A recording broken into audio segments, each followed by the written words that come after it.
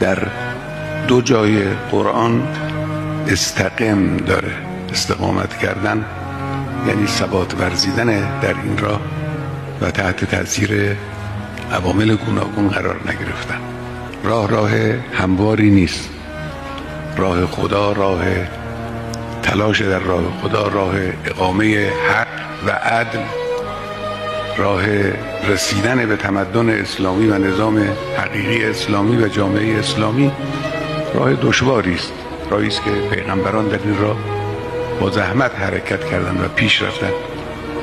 امروز به حمدالله ملت ایران وقتی به پشت سر خود نگاه میکنه موفقیت‌های فراوانی رو میبینه. پیشرو هم همینجور، پیشرو هم کاملا امیدبخش و خوش عاقبت، در این هیچ تردیدی نیست. منتها راه همواری نیست. راه پرپیچ و خمی است، راه پرفراز و نشیبی است.